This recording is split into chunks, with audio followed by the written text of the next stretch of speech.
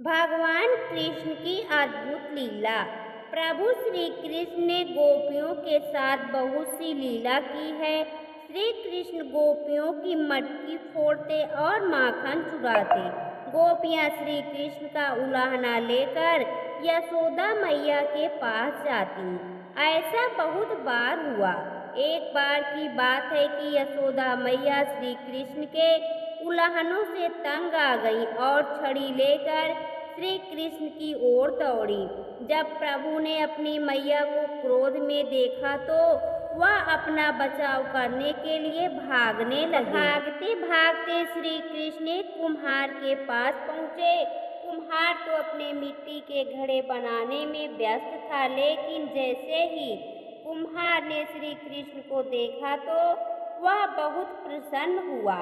कुम्हार जानता था कि श्री कृष्ण साक्षात परमेश्वर हैं। तब प्रभु ने कुम्हार से कहा कि कुम्हार जी, आज मेरी मैया मुझ पर बहुत क्रोधित हैं। मैया छड़ी लेकर मेरे पीछे आ रही हैं। भैया, मुझे कहीं छुपा लो। तब कुम्हार ने श्री कृष्ण को एक बड़े से मटके के नीचे छिपा दिया।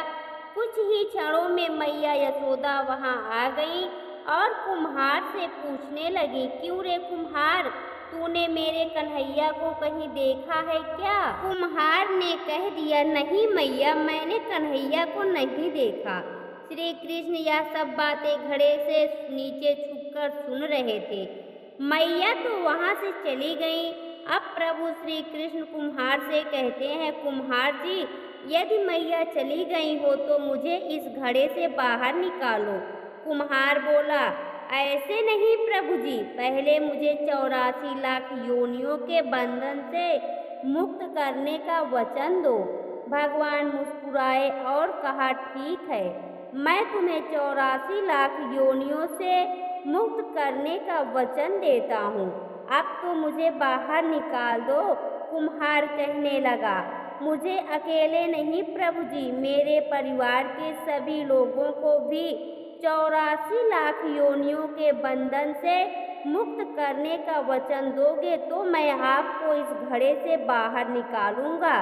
प्रभु जी कहते हैं, चलो ठीक है, उनको भी 84 लाख योनियों के बंधन से मुक्त होने का मैं वचन देता हूँ। अब तो मुझे घड़े से बाहर निकाल दो।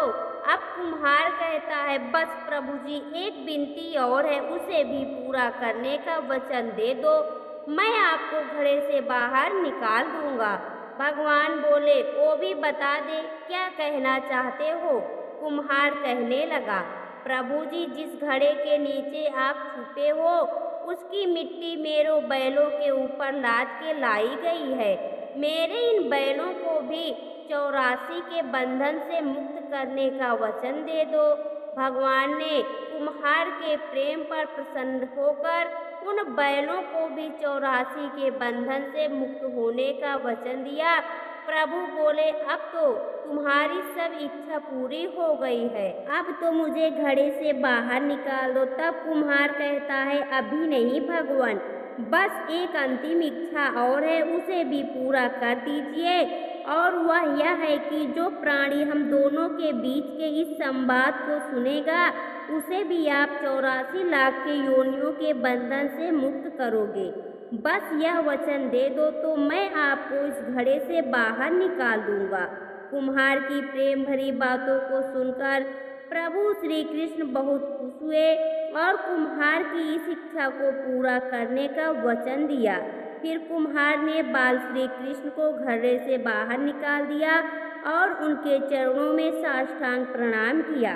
प्रभु जी के चरण धोए और चरणामृत लिया। अपनी पूरी झोपड़ी में चरणामृत का छिड़काव किया और प्रभु जी के गले लगकर इतना रोए कि प्रभु में ही विलीन हो गए।